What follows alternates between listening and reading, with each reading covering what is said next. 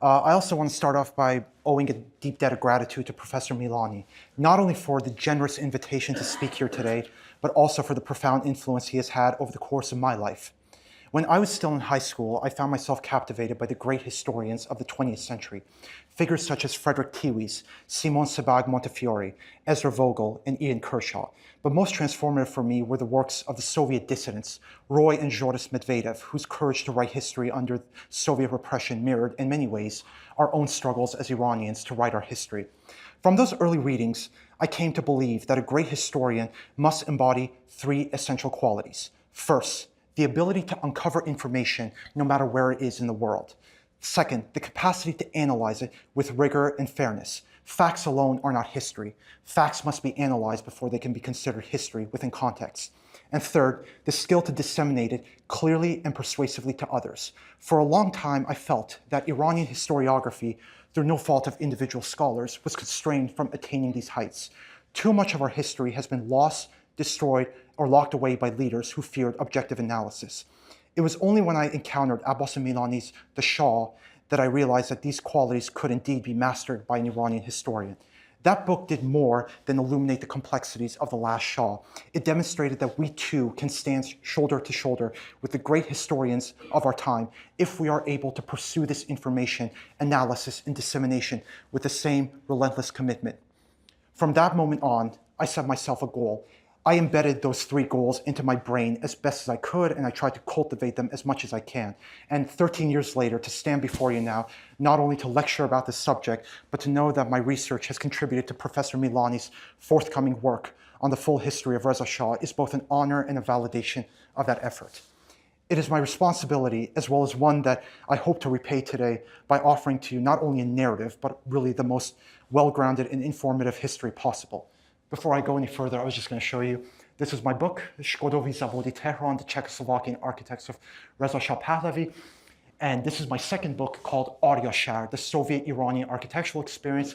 It will be published in 2 weeks in Russia, but fortunately a German distributor has agreed to pick it up, so it will hopefully be available to all of you. It's about Zobahan and the city of Arya Shahr that the Soviets built outside of Isfahan.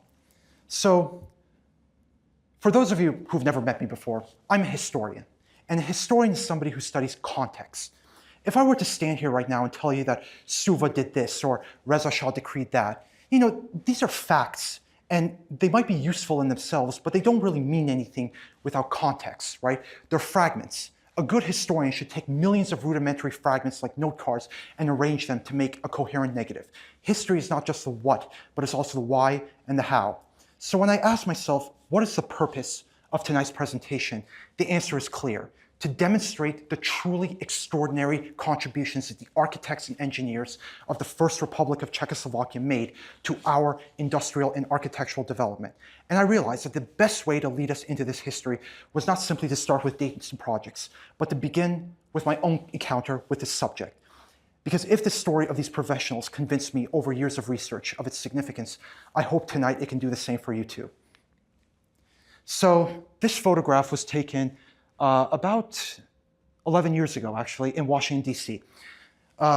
You can see me on the left. The person in the middle is Admiral Kamal Habibullahi, the last commander of the Imperial Iranian Navy.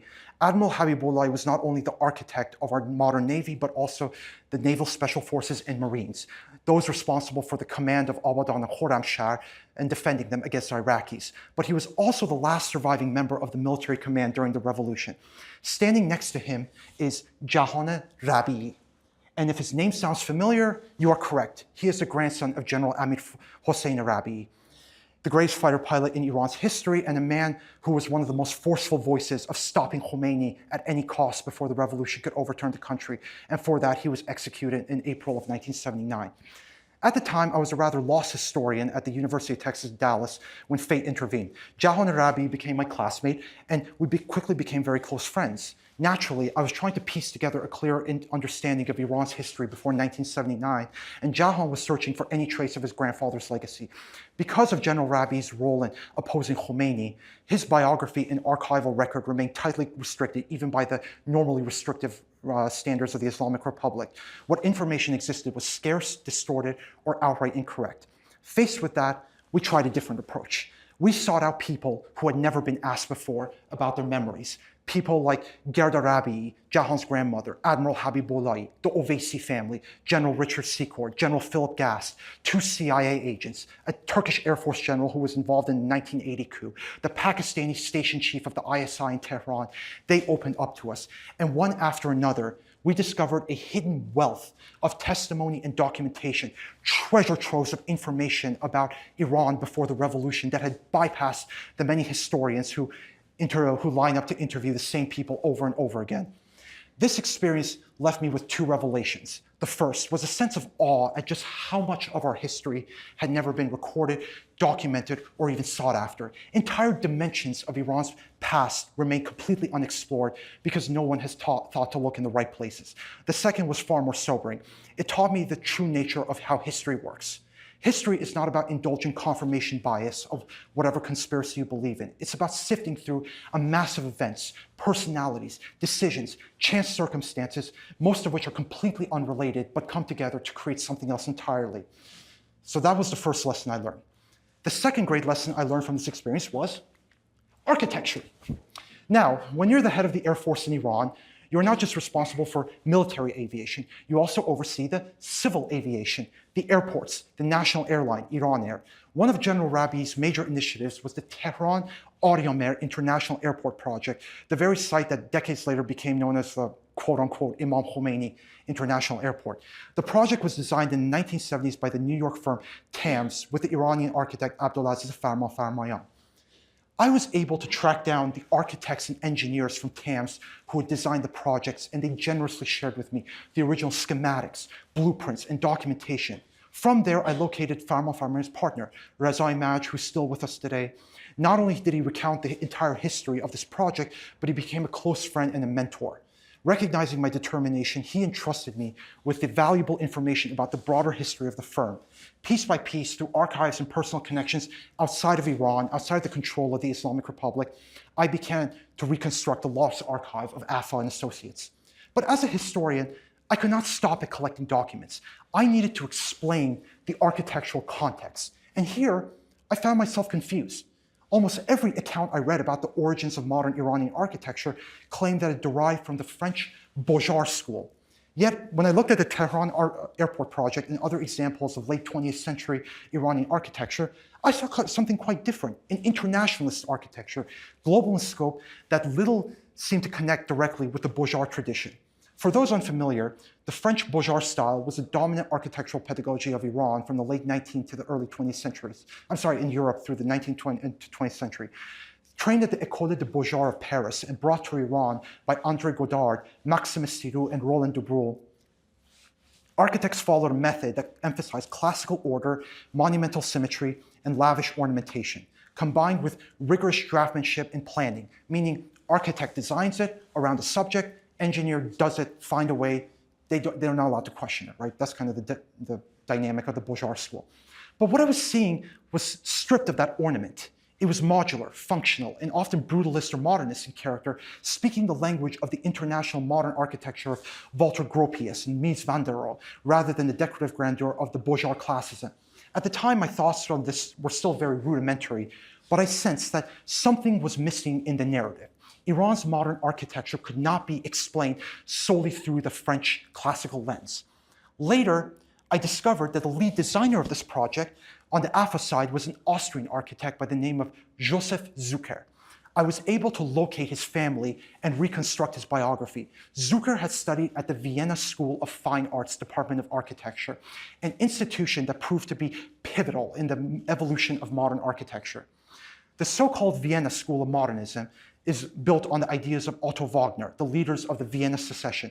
Wagner argued that architecture must abandon historicist imitation and instead express the realities of modern life, new materials, new technologies, new functions. His students took this principle in bold new directions, including Adolf Loos, who is often regarded as the father of modern rationalist architecture, himself from a half Czechoslovakian background, born in Brno and come over to Vienna himself.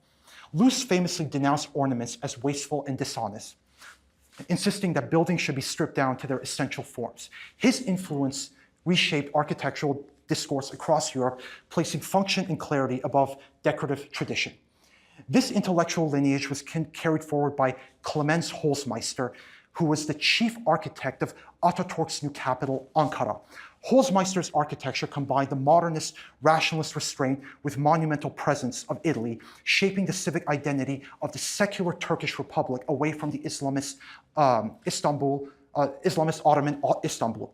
The Vienna School's emphasis on rationality, function, and materials provided ideas for other modernist movements, for constructivism, Bauhaus, and ultimately the broader current of international style architecture with its steel frames, glass facades, and rejection of classical ornament.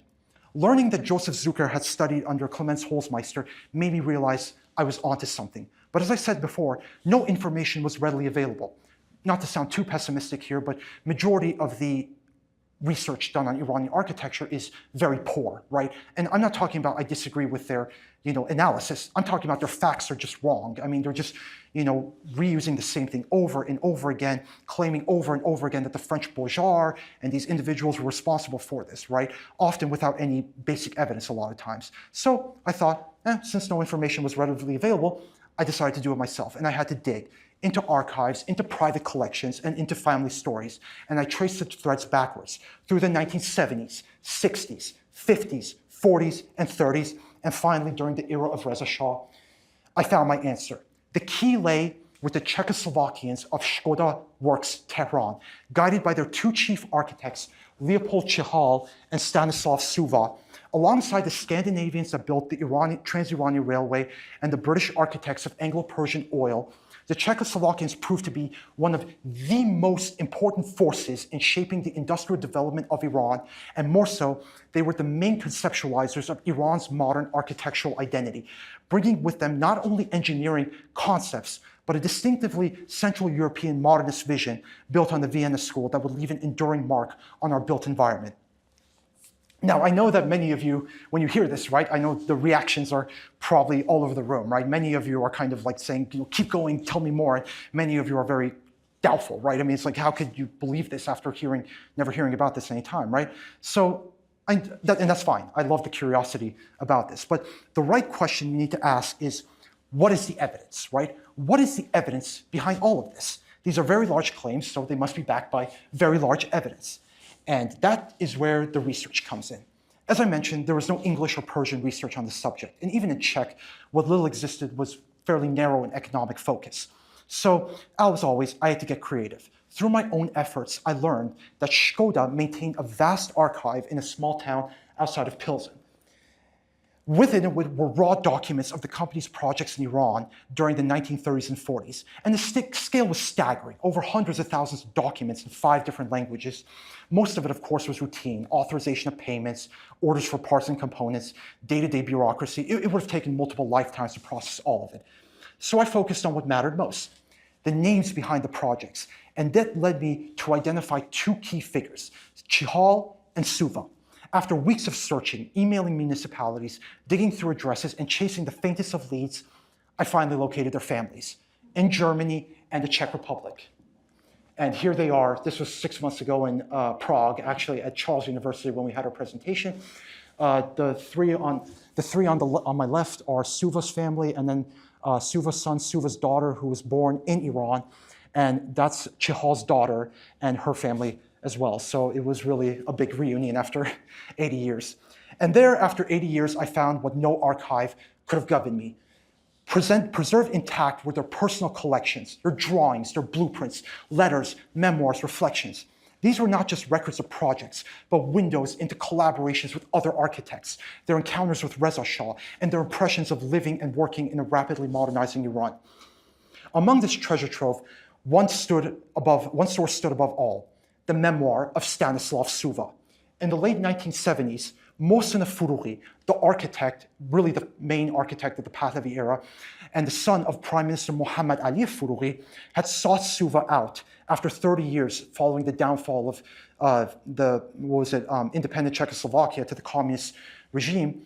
He located him and urged him to write a memoir about Skoda's work in Iran, especially the design for the Palace of Justice. Suva happily did that, but the revolution of 1979 halted its publication. Fortunately, his son safeguarded the manuscript and entrusted it to me here.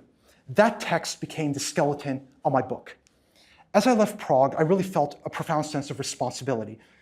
This was more than just a discovery, an opportunity, not only to shed light on a neglected dimension of Iranian history, but really to shift a focus to the Czechoslovakian contribution, but also to really complete a task that Mohsen Foroughi and Stanislav Suva themselves have begun to explain the forgotten origins of modern Iranian architecture. Now we arrive at the crux of the matter. How did it happen that the Czechoslovakians of all people came to make such a profound contribution on our development? And the truth is, their role in our history was itself the product of their own. It was the outcome of more than 1,000 years of Czechoslovak history, a long struggle to break free from domination from larger powers and to establish their own independent cultural and industrial identity. So these paintings are, there's a famous painter called Alphonse Mucha, who painted something called the Epic of the Slavs. So I'm using the paintings from there. It's in Prague. It's extraordinarily beautiful. I highly recommend you to use that, but I'm using it for here because I think it's actually quite beautiful. So Czechoslovakia was formed after World War I from 5 regions of the former Habsburg Empire: Bohemia, Moravia, Silesia, Subcarpathian Ruthenia, and Upper Hungary. The first 3 are now known as Czech Republic, latter 2 Slovakia. Their people were Slavs, not Germans, and their roots lay in the great forested plain of Polesia. So this is showing the traditional Slavs of Polesia, a region that's from modern-day Lithuania down to northern Ukraine. After the fall of the Roman Empire, many Slavic tribes organized themselves into monarchies, among them the central Bohemian tribe of the Přemyslids.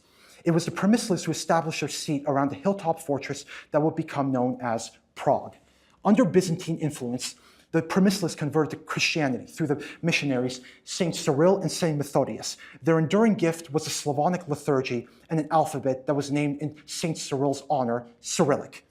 This Eastern influence left a lasting imprint on Bohemia's position, wedged between the Byzantines and the Orthodoxes and the Catholic Holy Roman Empire on the other. Bohemia would become the battleground of over 600 years of religious and political conflict. The later Hussite and Taborite movements, some of you may have heard of them, the proto-Protestant movements of Jan Hus and Jan Žižka of Troknavora, who was the blind general, really the father of modern guerrilla warfare, comes from that. And their challenges to Catholic authority assured that they were in warfare for a couple hundred years. When the Přemyslid dynasty died out, its legacy was passed into the hands of the Luxembourg dynasty of the Holy Roman Empire. In 1346, Charles IV, himself a descendant of the Přemyslids, became king of Bohemia and later Holy Roman Empire. Determined to revive and celebrate Bohemia's unique cultural identity, he moved the imperial capital to Prague, where he founded Charles University in 1348 on the model of the Sorbonne. So in many ways, he can be compared to the Shah Abbas or Shapur I of Persia. Equally important, Charles encouraged the migration of German settlers into Bohemia to accelerate economic development. Yet the conflict between the Catholic authority and the Bohemian estates did not end with Charles IV. For centuries, religious tensions simmered beneath the surface and it finally erupted during the 30 Years' War from 1618 until 1648, one of the most destructive conflicts in European history. By its conclusion, the Holy Roman Empire was permanently weakened, and the Czech lands had been forcibly Catholicized and brought under the control of the Austrian Habsburgs. The war devastated Bohemia. Its population was cut nearly in half, and much of its land was confiscated and redistributed to Catholic guilds and loyalist nobles. What remained, however, was a resilient, industrious population that had long traditions of craft and technical skill. Seeing that, the Austrian rulers and noble landlords developed a pragmatic strategy to divide the regions of the Habsburg Empire by economic specialization. Bohemia's specialization was textiles. German settlers, encouraged since the time of Charles IV, alongside Czech craftsmen, built workshops, factories, and over time this emphasis on textiles nurtured not only production, but also innovation. The demands for looms, machineries, and technical improvements spurred an inventive culture in Bohemia. In the 18th century, when the Industrial Revolution was now transforming Europe, Czechs were not far behind. And around this period, one of the first truly modern industrial plants of the Habsburg Empire monarchy was established, a sugar factory at Zbraslav, just outside of Prague. In the early 19th century, this marked the transition from artisanal production to mechanized industry. And the Czech lands would become in the region of Bohemia and the Czech lands would become quickly one of the most industrialized regions of Central Europe. Gradually, these Czech lands not only became leaders in the sugar industry, but also leaders in glassware, porcelain, brewing, textiles, turbines, steel, sectors that combine traditional craftsmanship with modern mechanization.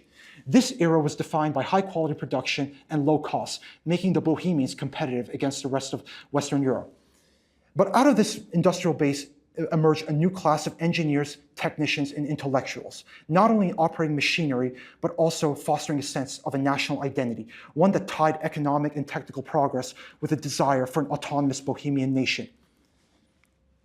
And the first person who really pushed for this more than anything was a young engineer by the name of Emil Skoda. Skoda joined a factory that was founded in 1859 in Plzen by the name of Sedlec Engineering. Skoda joined in 1866, and within 3 years, he not only bought out the factory, but he also took it over outright and named the factory after himself, Shkodovi Zavodi, or Skoda Works, right? For those of you who might be familiar with the Russian language, Zavod, right? Same thing, right? Within 3 years, he not only turned the company around, but he also transformed it from a small shop to one of the largest industrial enterprises in Central Europe. By the turn of the century, Skoda Works employed thousands, tens of thousands, producing boilers, engines, locomotives, turbines, and eventually the heavy armaments of the Austro-Hungarian Empire during World War I. The collapse of the empire in 1918 disrupted this military-industrial model. Now part of the new Czechoslovak Republic founded by Thomas Masaryk, Milan Stefanik, and Edvard Benes, Skoda had to reinvent itself. Cut off from Vienna's diplomatic and financial support, it turned towards civilian industries, railways, tractors, aircraft engines, and also purchased a car company in Laurent and Clement, becoming one of the largest manufacturers of cars in Europe. In 1929, Skoda founded Konstruktiva, a construction arm that rapidly expanded into roads, bridges, tunnels, and industrial works. Within a few years, Konstruktiva had paved the main roads of Czechoslovakia and built factories and infrastructure across the country. But by the 1930s, when the Great Depression hit, they needed to find new markets. And where would they find new markets? You may have heard that in 1921, Iran was on the verge of collapse.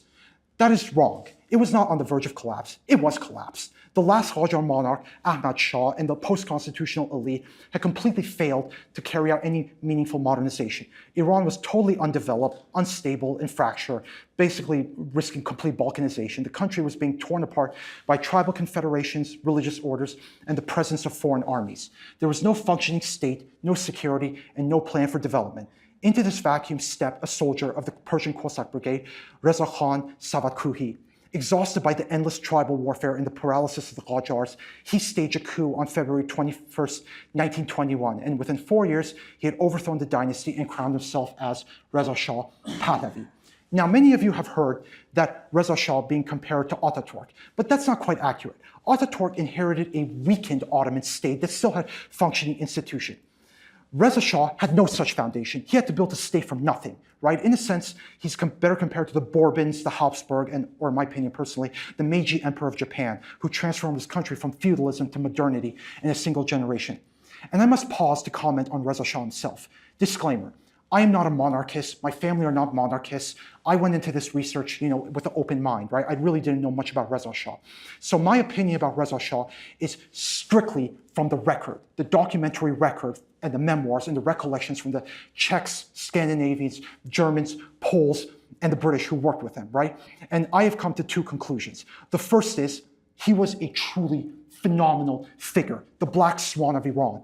How a man who never left his homeland, who had never seen modern industry or received formal technical education could possess such an intuitive grasp of planning, infrastructure, modernization, so much so that even the Europeans themselves were impressed. It's something that I don't understand. On one hand, I want Professor Milani's new book to shed light on this mystery, but really there's another part of my heart that says, I don't want to know the answer, right? Some questions in history are more powerful when they remain that open-ended questions. The second conclusion really is that, above all, Reza Shah was a soldier. Unlike his son, and certainly unlike his grandson, he was a man who had devoted his entire life to the study of warfare. And what's warfare? Warfare at its core is not about strategy or about explosive power. It's about logistics. Who can supply, sustain, reinforce their forces, right? As Sun Tzu said, the line between order and chaos is based in logistics. That was the lens through which Reza Shah viewed the world. His vision for Iran was rooted in building the logistical backbone, the roads, the ports, the railways that could both secure and modernize the nation, the infrastructure, the manufacturing, the utilities, the factories to sustain that vision. And the centerpiece of that vision, the project that became the foundation of his entire modernization drive, was the Trans-Iranian Railway. As Reza Shah worked to unify his fractured country, he faced a simple but daunting problem: money. A modern state requires a revenue stream. So the government invited American financial expert Arthur Millspaugh to Iran to establish a modern Ministry of Finance. Millspaugh's reform introduced a modern taxation system and also created a steady flow of income for the state. But also another thing that a lot of people don't know about Millspaugh is that he tried to interest American companies to come invest in Iran's development. One of those companies was called Yulin. When their representative met Reza Shah in 1924, the future Shah told them of his ambition to build a railway across Iran powered by Iranian steel and coal. In a country that was still in the dark ages, he had this vision. I mean, it's just, it's remarkable. I mean, really. And so, I mean, it's just, when I read that telegram for the first time, it brought tears to my eyes, really. And I still get emotional thinking about it. So that was his idea with Yulin. Meanwhile, in Weimar Germany, companies bankrupted by the inflation of the Weimar period were also looking abroad for opportunities. The engineering firm Julius Berger, run by a Jewish-German entrepreneur from Berlin, entered Iran as well, building close ties with Abul Hassan Taimurtash, Reza Shah's powerful court minister, helping to establish the National Bank of Iran. Together, the Americans and the Germans formed a consortium to launch a Trans-Iranian Railway, financed through a tax on tea and sugar. But within 3 years, by the early 1930s, only 1/3 of the railway had been completed and not a single tunnel through the Zagros or Alborz mountains. The project stalled, hobbled by severe engineering challenges and insufficient revenue. Determined to press on, the Iranian government tried to continue construction directly. It began purchasing equipment, hardware, expertise from European suppliers, but scandal soon erupted. Yulin launched lawsuits against the Iranian government in the United States, and Iranian arrests of its representative generated damaging international press. One by one, most foreign companies withdrew, unwilling to risk their reputations or finances in Iran. And so at this critical moment, only 2 nations remained willing to engage with the Trans-Iranian Railway. First was Sweden and Denmark. I'm not going to go any further on that. That's a foreshadowing for my next book. And the second, Czechoslovakia. Alongside the orders for railway and technical assistance from multiple European countries, the Iranian government issued a tender for a sugar factory in Karaj, and close to the agricultural school founded by the Austrian agronomist Hans Schricker. The purpose of this factory was simple: to boost domestic sugar production and in turn to strengthen the revenues from the tea and sugar tax that funded the railway. The contract was awarded to a Czech firm by the name of CKD, which outmaneuvered heavy American and German lobbying via the Ministry of Finance with Millspaugh's people and the National Bank of Iran with Taimurtash's and the German advisors through another way, working directly with the Iranian military. CKD found a valuable intermediary, a German by the name of Walter Haug, who had long-standing personal friendships with Jahanbani, General Mahmoud Emir Jalali, and even Reza Shah himself from their days in the Cossack Brigade. He's right here, Haug. Haug was a German soldier who during World War I, I'm condensing the story here, deserted from the German army to support the Iranians in essentially attacking the Russian and the British militaries. The Russian and British militaries absolutely hated him. They tried to kill him multiple times, but Reza Shah protected him and in turn also gave him connections to the Iranian government. With Haug's help, CKD struck a deal. They would build the sugar factory, but once certain profit margins were reached, they would also agree to supply railway, industrial, and even military equipment to Iran's emerging armed forces. Reza Shah agreed. The factory in Karaj was completed, and it became the first truly modern industrial plant in Iran outside the oil fields. Reza Shah was deeply impressed. Disclaimer, this is not the Karaj factory. This is a factory in Madavdash, but it looks kind of similar, so we'll let it slide. So impressed, in fact, that the government immediately issued a tender for 6 more factories. This time, Skoda Works entered the competition, and they turned to Haug as their representative. Because of the conflict of interest, an agreement was reached. CKD would focus on military contracts, while Skoda would take the lead on civilian projects. In 1933, another crucial development occurred. The Danish firm of Kampsax, based out of Copenhagen, which was already building the transnational railway of Turkey, took over the stalled Trans-Iranian Railway project, relieving the Iranian government of the burden of managing it alone. That freed Skoda to concentrate fully on the six sugar factories. Their performance, efficient, well-priced, and technically reliable, cemented their reputation within the Iranian government. By the mid-1930s, Skoda had become Iran's company of choice for industrial development. This was the first infrastructure project Skoda did, besides the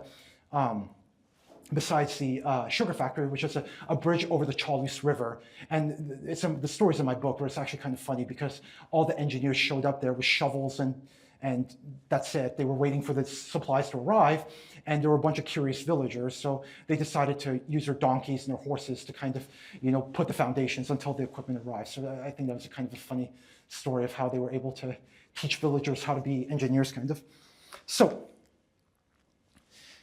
in the 1930s, Skoda's work in Iran had expanded far beyond sugar factories. In 1934, they secured the contract to build Tehran's first large municipal power plant in a plain called Doshantepe, with Czech turbines and generators from Plzen, an electrical grid developed by Germany's AEG. The new 10-megawatt plant became the beating heart of the capital's modernization. Around the power plant, an entire military-industrial zone grew up. Also, for those of you who have actually lived in Iran, you might know the company Tavanir, based on Meydan Jaleh, which is now known as Meydan Shahid. Shohada, Meydan Shohada. Now, this was the original factory at Meydan Shohada, aka Meydan Jaleh, that later became known as Tavanir, and it was built by the Czechoslovakians in 1934. Around the plant, an entire military-industrial zone grew up. Skoda, together with CKD and Brno Arms, helped establish Iran's first machine gun factory, producing VZ-24 rifles, nicknamed the Brnos. For those of you who've had parents or grandparents who served their military service in the 1930s and 40s, you may have heard of the Brnos from your grandfather. This was it. And next to that, they also built, next to the Doshantepe, the Air Force's infrastructure, constructing hangars, workshops, and even local aircraft production under British and German licenses. Iranian cadets were sent to Czechoslovakia for training, while Czech technicians built up the base that is now known as Doshantepe, and now still the headquarters of the Iranian Air Force, and furthermore in Ghalemorghi, Mashhad, Tabriz, and Ahvaz. Skoda Works soon touched every branch of the armed forces. They designed the cavalry school of the Officers Academy. They designed and built the Army Officers Club near the Ministry of War, and renovated the Marble Palace with Bohemian chandeliers, and partnered in creating the Saltanat Abad garrison, which became the main construction zone for Sharkat Sahamiya, I can't remember, the military industrial company of Iran that later General Tufanian was the head of, building ammunition, artillery, and even Czechoslovak tanks. By 1937, Iran had taken delivery of 60 Czechoslovakian Czech design armored vehicles, making it one of the first countries in the region with a mechanized force. They also partnered with a Swedish company called Bofors Arms to build an explosive factory in a valley outside of Tehran that is now known as Parchin. Yep. Yet, Skoda's role was not only related to the military. They built the power plants. They built textile factories in Shahi, Chalus, Tabriz, Mashhad. They established the tobacco factory in Akbarabad Street. I can't remember, Akbarabad or Ghazvin Street. And they built out a cement factory in Shah Abdul Azim. They installed Czech furnaces in Bulursazi glassworks, and even provided breweries for the Argo Beer Company. Their projects integrated factories, housing, infrastructure, creating a self-sufficient industrial complexes that reshaped Iran's urban and economic landscape. For the Czech architects and engineers, Iran offered opportunities that were unimaginable back home. In Tehran, contracts could be awarded for 100 bridges at once, or multiple factories to be built in parallel. And by the 1930s, the Czech community in Tehran had grown into one of the city's most dynamic expatriate groups, second only to the Scandinavians of Kampsax. They built their own clubs, publishing newspapers, broadcasting reports on Prague radio, and even having a Moravian chef open this restaurant for Czech food in the middle of Tehran. As Stanislav Suva later wrote to his family, among the colorful mix of Oriental shops where camel bells once rang, you can now see modern glass storefronts made with Czech glass, Czech neon lighting, Czech products shining in Czech spotlights powered by electricity from a Czech-built plant. And by 1937, it was no longer a foreign contractor in Iran. It became an integral part of the country's modernization, industrial, military, and architectural. The first architect we get to take a look at is Leopold Czihal. Born in 1898 in Ostrava, Moravia, to a Sudeten German family, Czihal grew up in the industrial city where railroads, steel mills, and factories shaped his eye for architecture. After serving as an officer in the Austro-Hungarian military in World War I and suffering serious wounds, he returned home to study at the German Technical University of Brno and earned a doctorate in urban planning. Czihal came of age in a world shaped by Jan Kotera, the so-called godfather of Czech modern architecture and a student of Otto Wagner. Kotera advocated for rationalist architecture within the functionality of Czech culture. But as a German speaker, he didn't really embrace that, right? He actually looked more towards a Wagnerian approach, a kind of neo-traditional, monumental yet restrained, modern but still rooted in local character. In the early 1930s, work for architects in Central Europe dried up during the Great Depression. Through a friend by the name of Apollinaire Semenov, who worked on the Yulin-German railway project, Czihal learned of opportunities in Iran. In 1933, he packed his Fiat and drove across Europe, the Balkans, and Anatolia to make his way to Tehran. At first, he struggled, living in a ramshackle house outside the bazaar, entering competitions and working on minor projects.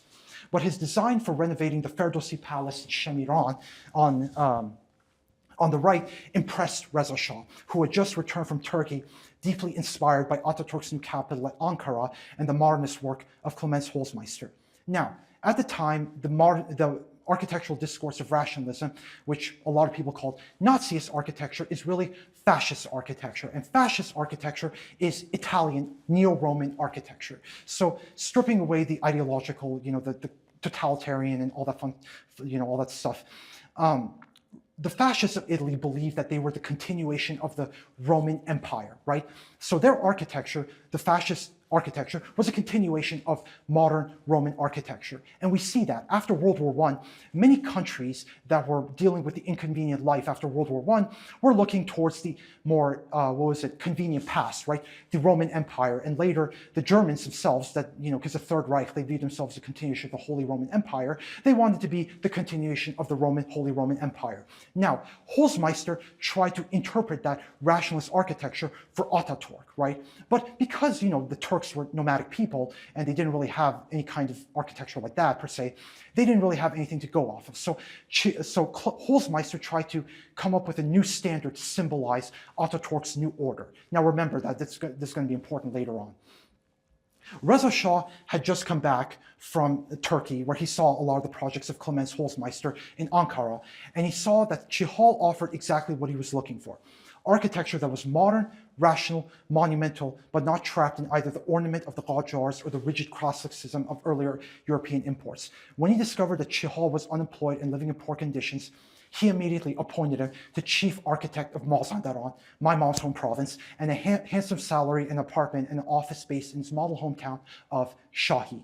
From there, Chihal's impact was enormous. In addition to the Ministry of War, where he's standing right next to it, I think the name of the street is now Sarhang Sahoyeki or something, in Boghemeli. I think it's now called Khiyabun Sarhang Sahoyeki or something like that.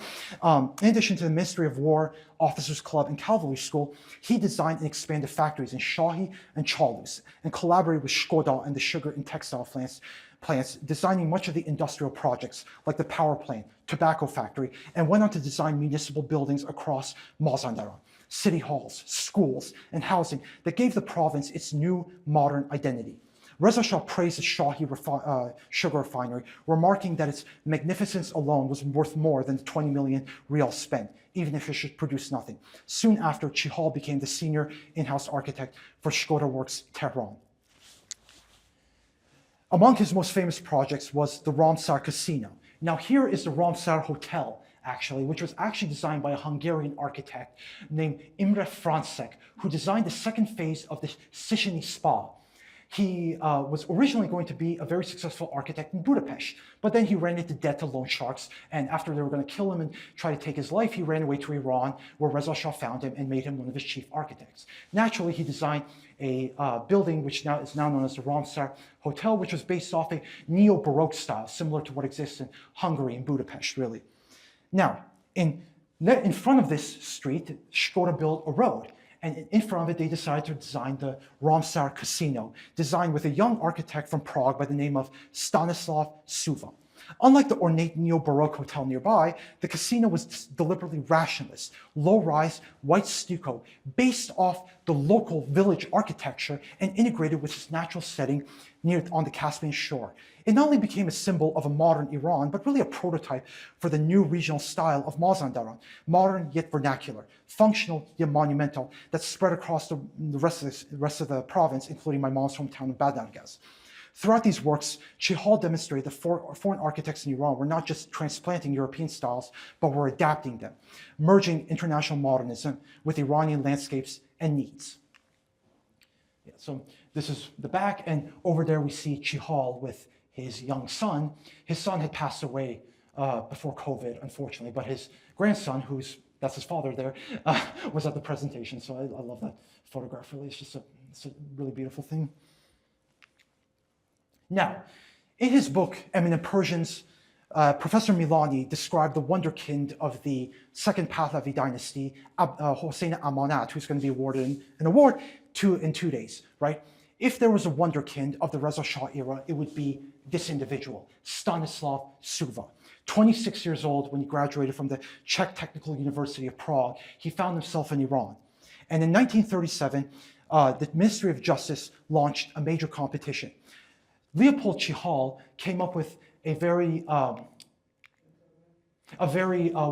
rationalist design, or almost utilitarian design, reinforced concrete, marble-clad facades, and a crisp columnar rhythm. Skoda was awarded the contract based on this design, but at the last moment, Reza Shah changed his mind. He said he did not want this design, so Skoda panicked. They decided to have a small, close competition, right, with architects that were known to have previously been trusted by Reza Shah. The first one was Nikolai Markov, a former member of the Persian Cossack Brigade, who had designed many buildings like the Anushiravan School and, Alvor School, the City Hall of Tehran, and even the, one of the factories of Skoda, Nikolai Markov, who had served with Reza Shah in the Persian Cossack Brigade. Another individual was Dr. Laszlo Fischer, who had designed the Ministry of Foreign Affairs and also the Shah's Kagh Ikhtisasi Palace. Fischer was a Jewish Hungarian from Israel, British mandated Palestine, later Israel, right? Funny story, the Ikhtisasi Palace, designed by this Jewish Israeli architect from Hungary, later became known as Khamenei's palace when he became president. So one of those funny twists of fate, actually. And then lastly, there was a Russian architect by the name of Sima Minash, and a spot reserved from an architect from Skoda. Skoda initially the Iranian government thought that they were going to put Czihal back again, but instead of putting Czihal, they decided to put Suva, who actually submitted his own proposal in the initial competition, but they liked this design so much they decided to put him instead. And during the competition, Suva described this in detail in a letter back home. At the Reza Shah's marble palace, Reza Shah came into the room and all the four architects were standing at the edges of the room. And Reza Shah saw the three architects that he knew very well, right, the older guys, and they saw a 26-year-old, and Suva was not very tall, he was a short guy, a very short Czech architect that he was not familiar with, right? He went over to him, and Suva looked up and he saw Reza Shah was very tall, and for 30 minutes he explained the full design of the Palace of Justice to Reza Shah, and Reza Shah just stood there like a statue, not showing any emotion, reaction, or anything. The moment he stopped Suva, Reza Shah pointed at Suva and said, "Suva is the winner," without even looking at the other ones. And that is how Suva was selected to design the project for the Palace of Justice. Suva was born in Vinohradry, a section of Prague, in 1912 to a master carver. He was raised in a workshop, so therefore he knew materials with his hand. He studied under a professor who taught him the discipline of projective geometry, the habit of testing a design from every vantage and making structure and space legible. Intellectually, he straddled with Kutero's Czech rationalist tradition and Adolf Loos's radical anti-ornament stance. Honest materials, precise proportions, form following purpose. He arrived in Iran in 1936 with Constructiva and as a junior architect under Čihal, both on the Ramsar Casino and later on the power plant buildings. But most importantly, he immersed himself in Iran, Zoroastrian history, the Shahnameh, and befriending people like Maximus Serou and André Godard, the French archaeologists who were working in Iran. To understand why Suva matters in this context, we need 30 seconds of legal context. Under the Qajars, Iran lacked a coherent secular judiciary. Clerical courts run by people in Najaf, Karbala, Mashhad, and Qom held ultimate authority. Capitulations let foreigners bypass Iranian courts entirely. Reza Shah sought out to end that. In 1927, Ali Akbar Davar, in a breathtaking sprint, built a modern legal code in the national court system that trained judges and won the political capital to abolish capitulations through agreements with each of the foreign countries. With law refounded, the state needed an architecture to match it, a modern palace of justice in Tehran that would embody authority, clarity, and order. Now, Suva's design was at once modern and unmistakably Iranian. Suva loved the Italian architecture. And I'm not just talking about the Neo-Roman architecture, but I'm also talking about historical architecture. His diploma project was based on the architecture of Tivoli outside of Rome, which is where all the marble for the Roman Empire was actually obtained. Suva understood what Clemens Holzmeister was trying to do, but he understood that while he was trying to do this for Ataturk, there was a bigger opportunity for Iran at hand. He could take the rationalism that Holzmeister applied in Ankara and modified to the Persian Empire, and that was the goal he set out to do for Reza Shah. An inward portico, an Avon, not the projecting European porch, but a recessed shaded threshold, updating Persian spatial type to a modern structure. Columns in relief, not Greek, but Achaemenid, I can't pronounce the English version, Achaemenid inflected proportions, slender supports in reinforced concrete, and restrained surfaces where structure reads first and symbolism is edited, not copied. Light as law. Rethinking of the historic glass facades he admired, like the Nizamiya Palace on the right, bringing daylight deep into a grand hall while mitigating Tehran's heat with overhangs and depth. And finally, measured monumentality, proportions tuned for calm, a staircase in a portico as a civic heart, wings kept quiet to, so the entrance speaks. Where some of his contemporaries simply pasted antiquity into facades, like this one, right? They just took the Apadana and Persepolis and just kind of slapped it on there and stuff. Suva took Loos's lesson to heart. Use the past, but don't imitate it, right? His relief program was minimal but meaningful. Essential Ahura Mazda over the main entry, law under wisdom rather than caprice, and stylized lions recalling imperial Persia without the later sun and sword symbolism. And flanking the portico, 2 panels.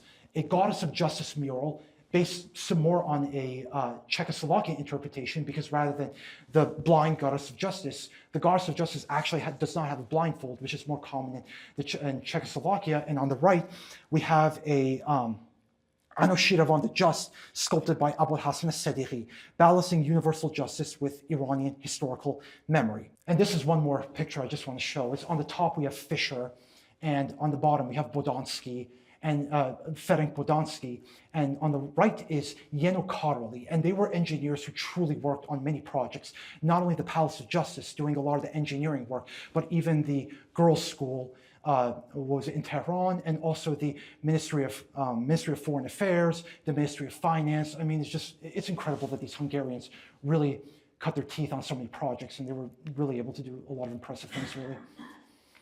So, a few more projects I'd like to share with Suva is in conjunction with the Soviet company Exportstroy. The Soviets were trying to also win projects in Iran, right? They were trying to bid for projects, but unfortunately, because they were communists and they purged everybody under, Comrade Stalin's, Great Purges and stuff like that, they couldn't compete. So instead, the Iranian government, they decided to make a deal with the Iranian government. Let's trade.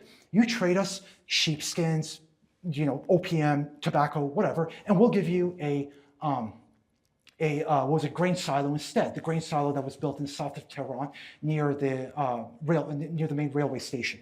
And in this project, he actually worked with another Armenian architect by the name of Eugene Aftandilian, who later became the architect of Rudaki Hall. And then two more projects. One on the left was never built, which was actually a palace for Reza Shah that was never built. And on the right was a Soviet-Iranian friendship hospital that was also never built. Again, part of that agreement with the grain silos, they were going to donate a hospital. Now, interestingly, Aftandilian later built another Soviet hospital, but it was not based on this design. So in 1939, the Nazi occupation pulled many Czechoslovak staff home. Suva and a core team stayed. They refused to work for the Nazi government. The British permitted later, after the Allied occupation, a company called Hayden and Sons to continue the project. And once Czechoslovakia was liberated, Skoda formally resumed. The Palace of Justice was completed under Suva's watch. And Suva solved multiple problems: the discipline of Central European rationalism, craft intelligence, and the symbolic economy. After this, Suva's ascent after the Palace of Justice was meteoric. Not only did he work on these projects, Reza Shah met with him frequently. Skoda named him chief architect, and he also widened his circle to include figures like Maxim Siru and Dr. Fischer. He was not just executing commissions. He really wanted to learn about Iran and became friends with as many people as he could, working with Vartana Hovhannisyan, Maxim Siru, and another architect by the name of Mohsen Foroughi. In 1939, as the war was disrupting the different companies, Suva was offered a project by Reza Shah himself, the Ministry of Finance. The competition had been won by Mohsen Foroughi, a brilliant Bojar graduate who had already helped shape the University of Tehran and would later found its Faculty of Arts. When Suva walked into the ministry's technical office on Reza Shah Avenue, Foroughi proudly cited the Palace of Justice as his key reference, its portico, reliefs, and measured monumentality. Only then did Suva reveal he was the building's architect. Foroughi checked the drawings, saw Suva's signature, and despite being senior in age and pedigree, immediately recognized him as a friend. What followed was a meeting of minds, the moment where Suva's approach recalibrated with Foroughi's own design. Foroughi's initial scheme quoted the Palace of Justice while leaning towards Safavid tile and mirror work. Suva gently steered the project away from eclectic revivalism towards a coherent Achaemenid inflected rationalism, not copying Persepolis, but translating its structural clarity and professional space into reinforced concrete, precise proportion, and disciplined relief. Light and climate as principles. Where Foroughi's early portico read inward, Suva urged an outward port orientation to admit daylight into the grand atrium and workspaces, and to keep the building legible from multiple angles. The result was a plan whose proportions, columns, and pilasters and windows rhythms were tuned for both sunlight and sun, and to be balanced against the Golistan Palace next to it. And following the Palace of Justice, the reliefs were also planned to be installed on multiple areas, but unfortunately, due to the war, they were never installed. And the Hungarians who were supposed to install this were never able to install this, unfortunately. Now, this was not a one-way lecture. Foroughi, despite being a Bojar architect, was already edging towards rationalist modernism, structure and function first. Ornament where it only mattered for meeting. Suva's presence accelerated that shift. Together, they produced a design that looked modern and read Iranian, a sibling, not a clone, of the Palace of Justice. And it only finished in 1958, long after the Suva had returned back to Czechoslovakia and the 1948 coup that ultimately kept him there. As dean and professor, Foroughi translated his sensibility into Persian spatial archetypes, the avon, the courtyard, the professional stair, expressed through modern architecture, climate, and measured symbolism. And finally, if Czihal really helped industrialize Iran, Suva refined this meaning, and Foroughi preserved that architecture for the University of Tehran. Now I've reached my conclusion, so I'm almost done here, so I don't want to go too over time. By the late 1940s, unfortunately, politics overtook architecture. In 1948, Klement Gottwald's communist coup in Prague collapsed the Czechoslovak government, and the ministries were purged, ambassadors resigned, and many individuals claimed asylum. Unfortunately, the revolution in Iran also destroyed much of our ability to reveal this information. Like I said, Suva had written a memoir about his time that was never published due to the revolution. Mohsen and Foroughi, who had tried to preserve this, died in 1981 after 2 years of wrongful imprisonment.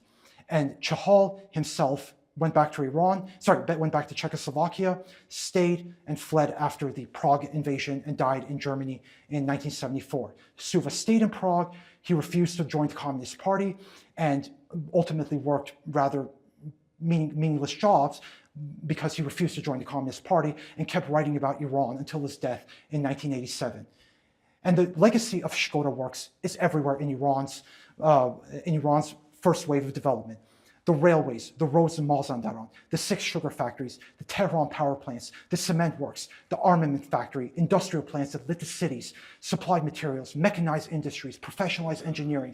Just as Marcello Piacentini's Rome or Clemens Holzmeister's Ankara gave political projects a visible form, these Czech-built infrastructure also gave Pahlavi statehood a material, electrified, paved, and available to the masses.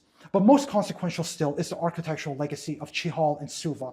Against the twin dead ends of the 1930s, superficial Persianizing and context-blind European modernism, they offered a third path, rationalist art structure articulated with Persian space, light, and symbol. Čihal begun this shift in Mazandaran civic and industrial works. Suva refined it with the Palace of Justice and Ministry of Finance, editing, not copying, the Achaemenid and Sasanian lexicon, the portico, the avon, the daylight, and the relief, giving meaning rather than just decor. And the method did not end with them. Through collaboration and mutual respect, Suva influenced Mohsen Foroughi and later Eugene Aftandilian. This Persian rationalism entered the University of Tehran, where it shaped thousands of students who would build ministries, campuses, and public institutions from the 1940s onwards. So what is the value of the Palace of Justice approach? It solved a problem that still haunts us: how to reconcile tradition and modernity without trivializing either. While some had form without function, others had function without memory. Čihal and Suva fused Wagnerian clarity, Lucian restraint, and Holzmeister's civic composure with Persian archetypes of entry, procession, and light. The result was not a style, it was a method. Much of this was obscured by 2 revolutions: Czechoslovakia's revolution in 1948 and Iran's revolution in 1979, but the work still remains and the influence still stands. And the deeper lesson remains as well. Iran's most productive modern partnerships have been with nations that have understood our issues: scarcity, rupture, rebuilding. Nations like Czechoslovakia after the fall of the Habsburg Empire. In the 1930s, they brought Iran modernity, industrialization, and architecture, and they brought us a way to make modernity visible, power legible, and our culture modern. And if tonight's lecture has shown anything, it is this: the Czechoslovakian contribution was not a footnote to Iranian modernity, it was one of its foundations. To acknowledge that fact is not to diminish Iranian achievement, it is to honor the co-authorship that made it possible and to recover a chapter of history that has for too long been forgotten. Thank you, everyone. Yes. Let's ask some questions, I guess. Anybody, let's go with you.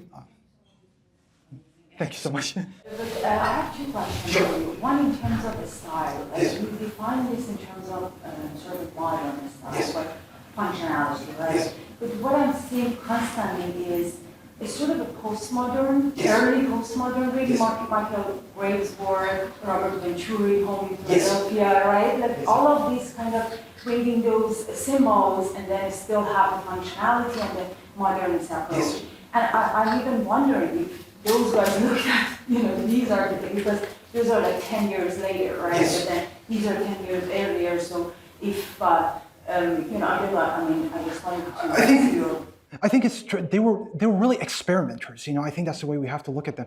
They, speaking with their children, they really admired people like Wagner, Luce, and Holzmeister. And really, you look at all these people, they were more than anything experimenters, right? So I think that they were able to experiment in a lot of ways. And you see people like Nikolai Markov, Vartan Hovhannisyan experimenting with new things. But I think what really defined Suva and Čihal was they showed restraint, right? They were not about just adding more and more and more. In fact, it's funny, the Hungarian architect who designed the Ramsar Hotel, he actually hated the project in the end because he said that one of the Shah's court architects was telling him constantly, more Baroque, more European, more everything, right? And it was like, it was one of those cases where, unfortunately, in the Iranian context, we were trying to push for more, right? More European, more Persian, and stuff. But I really think that what's unique about Czihal and Suva is they had a discipline of restraint. And I think that that's where you say they were kind of 10 years earlier. I think that they were just kind of disciplined in a way. So, I mean, that's where I think really their innovation comes from, really. And what was your second question? You said. So the second question in terms of logistics, urban planning, and because you said obviously Reza Khan was a war soldier, look at things, in terms of, how defense, I'm assuming, like how it could also be strong that way. So I was wondering if you found any actual documents or blueprints of he actually thinking and predicting when he was decentralizing, decentrism, kind of like when you mentioned they were helping us and creating like weapons and things like that. Yes. You mentioned different type of sites that all of these have been distributed. And yes. Was there anything in terms of urban planning, any blueprints that shows this logistics had other purposes and kind of a larger war defense kind of purposes at all? So this is kind of a foreshadowing for my next book. So I'm working on my third book, which is called, I'm pleased to announce to all of you, it's called The Railway Must Be Built in 6 Years, the Scandinavian architects that built the Trans-Iranian Railway in conjunction with the Danish Ministry of Culture. And in that one, I didn't see it too much with Skoda, right, to be quite honest, but with the Scandinavians in the railway project, that was where I saw that he was really pushing to build a railway with Iranian resources, and saying, the one that really kind of brought tears to my eyes was, it was a document from 1924 in the maybe 1922, 1923 era, around that time, with a American representative called Lawrence Bennett, who was trying to sell railways to Iran, right, saying, we can build railways for you. And Reza Shah told him, rather than building railways to build industry, I want a railway to fortify the country, and I want to build it with Iranian steel, Iranian coal. Now, there are certain countries that I'm not going to mention on a certain Gulf with certain people, right, that build outlandishly, ornate things, right, and they have no clue with logistics at all, right, even in the modern age, right. 80 years ago, Reza Shah was telling this guy, I want to build out the logistics, to build the steel, build out the coal, right? And much of the planning for the railways and the infrastructure was done through the Ministry of War. In fact, Amanullah Jahanbani, everybody probably knows his son Nadir Jahanbani, but I would make the argument that his father is actually more important, Amanullah Jahanbani. He was one of Reza Shah's closest allies, right? And he was in charge of actually trying to plan out the industry with Reza Shah. And there was another telegram I also remember from the British government where they remembered seeing a plan for the different railways of Iran that they were trying to come up with. Now, the British obviously were trashing Reza Shah because they're the British and they don't like him too much. But they were saying that these railways were all planned by Reza Shah himself. And later, I was reading other documents where Reza Shah, the Americans, because they were planning the railways, and later Germans as well in the north, they were telling him, they're like, we don't want to route the railways and the support systems through the Lorestan and Mazandaran, right? Because we're going to get killed by Lors, we're going to get killed by Turkmens and whatever. He said, no, we are going to put it through these regions because I need to control these areas, right? If I can control these most difficult areas, I can control the rest of the country. He said that to the American engineers and Germans. So yes, there is proof, particularly in the railways, that he wanted all this done by Iranians, with Iranian forces, with Iranian hands. And in the 1920s, when Iran was in the dark ages, and how he had that foresight, I mean, it's amazing. So yes, I would say Reza Shah, I've seen that. It wouldn't fall into the category of urban planning. It would be more like regional and industrial planning, really. Yeah. No, thank you. That was a really good question. Any other questions? Yeah. Oh, okay, yes. Thank you for your lecture. Thanks. You talk about architectural design mainly. Yes. Who did the structural design? Okay, so that's a very good question.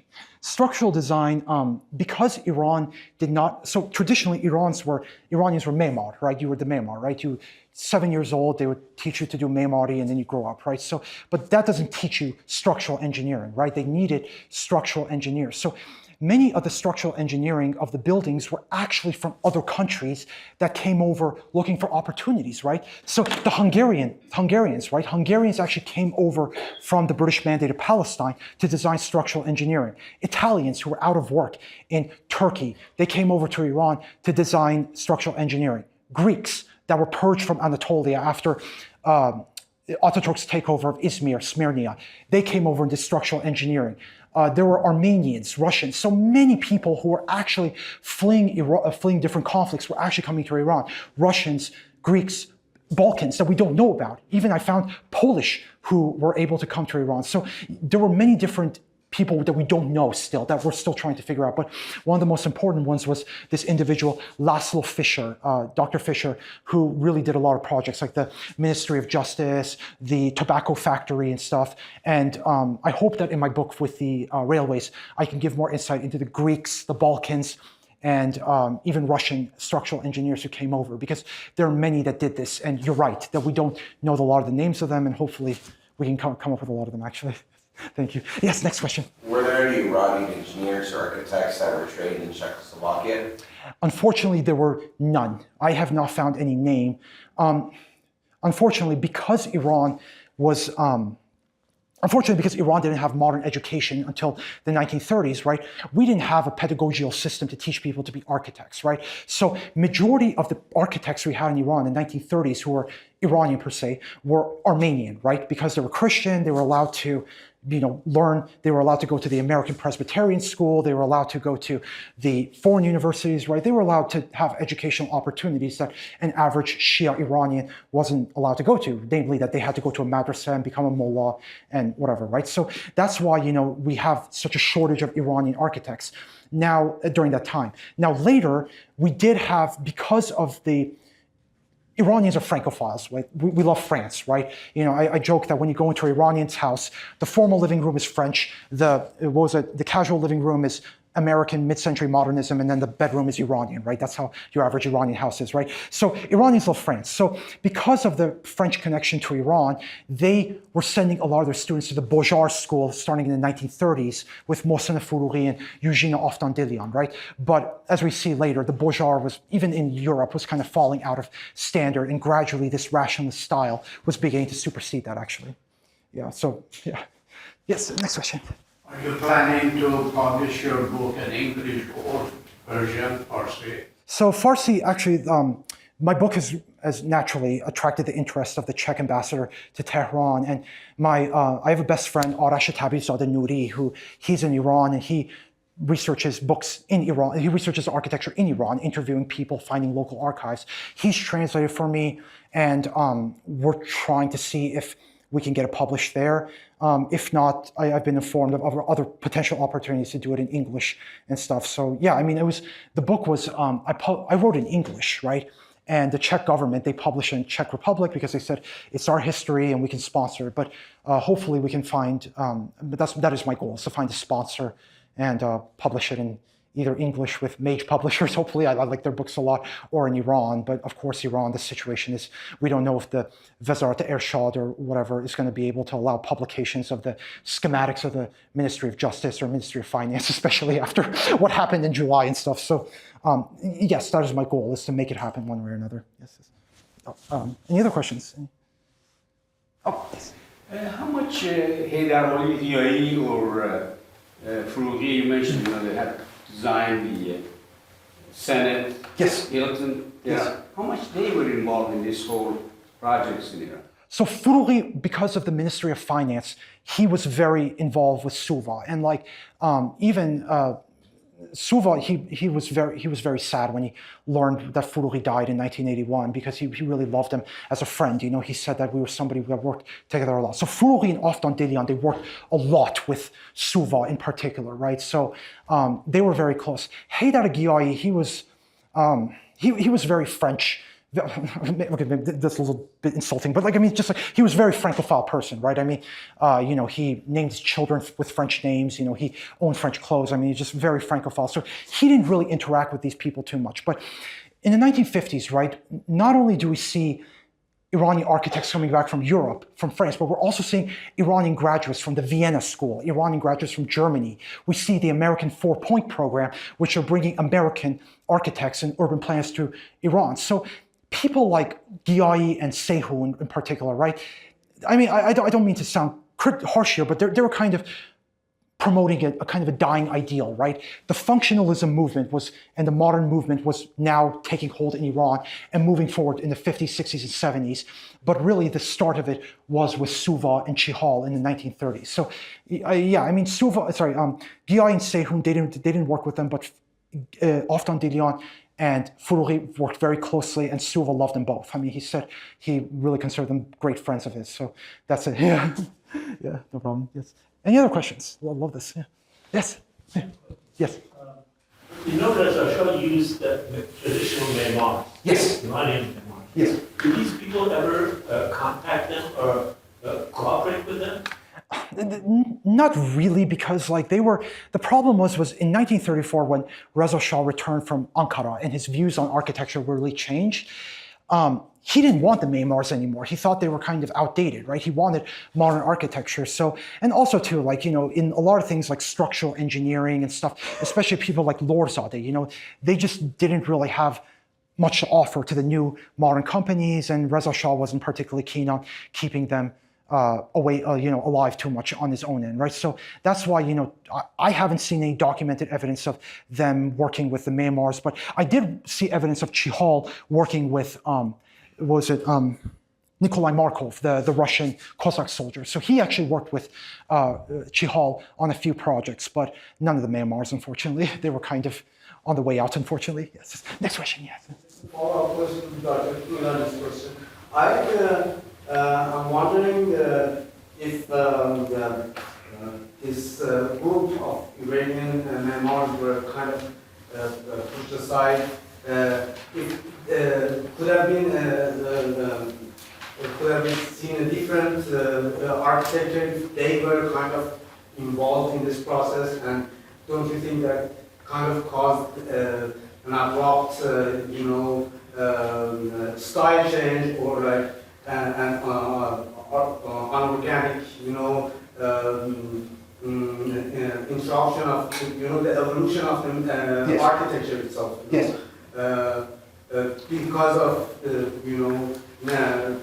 putting aside what we've learned ourselves throughout the history of architecture. Could you rephrase that for a second? Do you mean the 1930s when they first came in, or in 1948 when the Czechoslovaks were pushed out of Iran? I think throughout the entire process. Yes. I think here that the modern Western architecture became very dominant. Yes. And then, what we've learned in our own traditional architecture Yes. was kind of neglected. Yes. Yeah, it was. I don't view it as necessarily neglected per se. It was more that there was elements of it that could not be used in modern architecture, right? Like, for example, memoirs did not know structural engineering. They did not know ergonomic design, right? Like every memoir planning was very like, Zana baisi inja bashan, marda baisi unja, things like that, right? It was very like, it was not based on ergonomics, right? So the thing that they had to retain per se was the visual components, right? Those were the things or the symbolic components. And I view that as a long process, right? Really the process would extend over 20 years, right? You had the 1920s, very limited, but you had people like Nikolai Markov, and then there's evidence that there might have been other Russian architects who fled the October Revolution that were in Iran that we just don't know. So they were kind of, pushing for more of a classical resuscitation, right? But it was only in the 1930s that I think the Czechs really had more of a balanced, disciplined approach to this, rather than kind of the full, because the Russians also too, they were pre-revolutionary Russians, right? They were kind of advocating for the Petrograd Romanov style, right? So there was kind of a continuation of that. But the Czechs, on the other hand, also too, they were representing the First Republic of Czechoslovakia. They were independent from the classical Habsburg Empire. They were really experimenting with cubism, with new types of architecture too. So I think that, in a way, they were trying to make a break with the past that they tried to show to Iran as well. So I think that that's where the progression comes in more than anything, right? It was a classical approach from the Russian French, Hungarian architects, and then later we have the Czechs that kind of, break apart it even further, right? So that's kind of how I tend to look at it. Yeah. Yes. Can I add to this, because it was not only Iran, that period, the whole country, as you said. Yes. But the majority of them, like Kuwait, Iraq, look as a stand, write about those kinds of countries, yes. and try to make exactly the literature that you're working on Iran. He's making it for those, and it was a whole cultural kind of dynamic yes. that I think. But they were more Soviet-oriented, but Iran never, I guess, got along with, as I'm understanding, Soviet architects, right? Mainly different kind of, not communist. Well, they're certainly not with Soviet architects. I mean, they had the grain silo, but that's not really architecture. That's very functional. They did have Russian architects that come in before the war who fled after there, like Nikolai Markov is the most famous of them, but there were others as well that we probably don't know their names. Simon Minosh is another one we know the name of. But even then, I'm not sure what projects he worked on. But yeah, they came in and they tried to bring the classical architecture, like Petrograd and Moscow or whatever, right? But the only time there was ever really Soviet architecture, I mean, that was kind of my second book, was the Reza Shah book, which was the Reza Shah project. So obviously the Soviets were trying to get to Iran with industrial projects, right? Like things like the grain silo, but they were also bidding on other projects too. They were bidding on the steel mill. They lost out to the Germans. They bid to the various factories. They lost out to the Czechs. In fact, it's funny because many books claim that Reza Shah was, best friends with Hitler and, Nazis modernized Iran. But, it's funny because I was reading the documents of the Reich Ministry of Economics, and the Germans are cursing out the Czechs in the German embassy of Tehran because they're saying that the Czechs are undercutting us in all these projects, right? We can't offer, competitive bidding to what the prices that the Czechs are doing, and they like the quality too, right? So we see that there's a lot of these dynamics where they're trying to outbid each other, right? But the Soviets, I'm going to try to condense this because I could go on for hours for this. The Soviets learned a lesson, right? They can't bid free market, right? A communist party with the political officers and whatever can't compete in a free market enterprise, right? They can only do it with diplomatic deals and trades and stuff like that. And they learned that with the grain silos, and then they later learned that with Zobohan, Isfahan, and Aryamer, which they built the steel mill, and then they also built a city right next door for the workers called Reza Shah, which was based off the Soviet architecture, as you said. Yeah. Well, yeah, absolutely, I love it, yeah. The last thing is that the other difference that I see that all the way along is that Iranians were not as easy, that as you could see, that those designs were all incorporated Iranian symbols to be able to accept it, whereas Arab countries, they didn't necessarily have that much of cultural identity, so they accepted everything Soviet architect gave. If you look at the style of Herder, they were all social housing, all kind of kind of the basic modern buildings and all that, and they all kind of very easily just accepted those styles. But I think for us, another thing that is important is that to understand that we always had, I guess, our own ideas and identities that wanted to incorporate, So that's why I guess they could, pragmatically, they part ways. They couldn't really sort of win this project, maybe. Actually, you bring up a very interesting, you brought up a very good point because, see, Iran, after the takeover of the Sassan, after the Arab takeover of Iran, became Muslim, right? And Islam does not allow for visual depictions, right? You can have flowers, you can have geometric designs, you can have stuff like that, but you can't show faces, right? Which meant that all the Achaemenid reliefs and stuff were gone, right? You can't show those, right? Now, Reza Shah, I'm condensing this here, but the Safavid and later Qajar architecture was more or less a continuation of these older proto-Islamic architecture, right?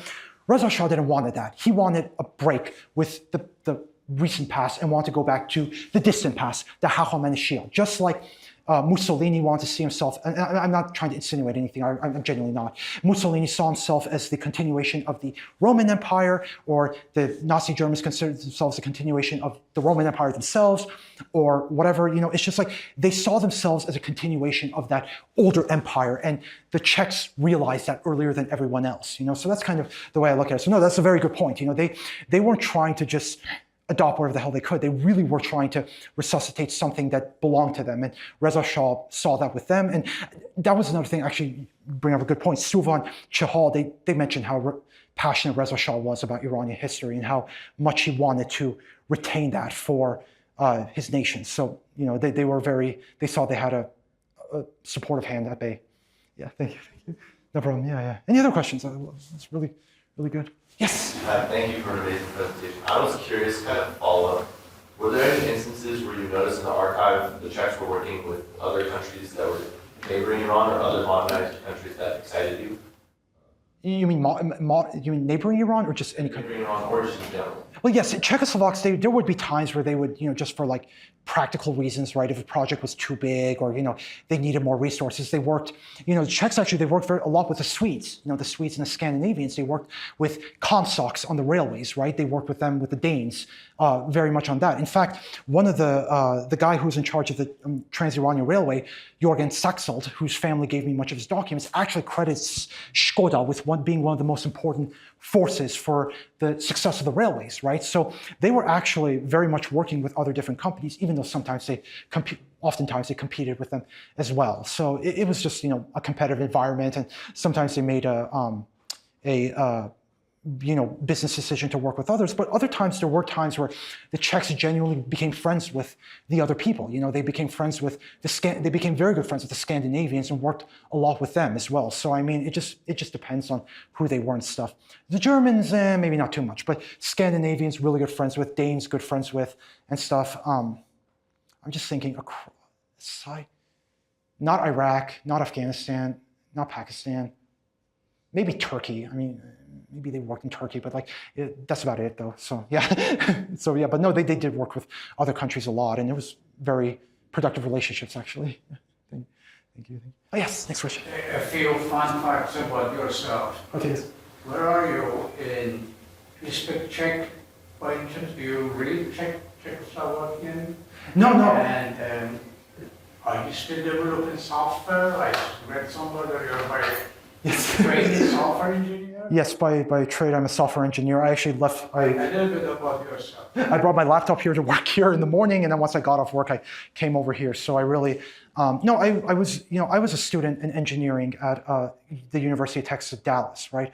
But when you grow up in the U.S., as I was born and raised here, you want to know where you're from, right? And it's like I just didn't like the political talk, Khomeini this, Shah that and stuff. Like I was fortunate that my grandfather, he worked for 45 years in the Nafta Abadan. He worked there from the 1930s. He saw Reza Shah to the day that the Iraqis invaded in 1980, right? He worked there that long. And he designed much of, not designed, but he was a welder. So he actually did the welding work on much of Abadan, the refinery, and then also to the, my mom's family, they worked on the Trans-Iranian Railway. My own grandfather, he was a lumber mill and tree salesman, and only later did I find out he actually worked with Skoda and the Czechoslovakians. And several of my family members said that up until his death, he praised the Czechoslovakians a lot for their honesty and integrity and their work ethic. So, I always had an interest in the engineering dimension of Iran's history, but there's just none of that. It's it was very black and white, right? It's either political, Khomeini did this, there was this conspiracy, revolution happened, and then, oh, look, women were totally free, movies were totally allowed to be broadcast in Iran. It's just very black and white view of Iran, right? With just no nuance in the middle to study what was really going on. And that was really where, I was fortunate that when I was studying engineering, computer science, I had the friend, Jahan Rabi'i, who was interested as I was, in his own background. But it was there, that I kind of took it not just, from a political dimension, but really also an engineering dimension and a planning dimension as well. So, I mean, it's and also too, as an engineer, I really feel that, when you're just an engineer, right, and you just do code and develop things, the moral and often global implications of what you do often becomes forgotten, right? And you get people like, Mark Zuckerberg or Elon Musk who don't seem to care about anything.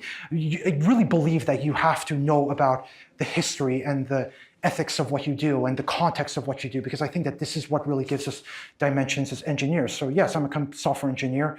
I studied that at university, but this is what I do, on the side, and this is where I really, dedicated my life for the past 10 years to really make sense of. So that's kind of, what guides me more than anything. All right, thank you so much.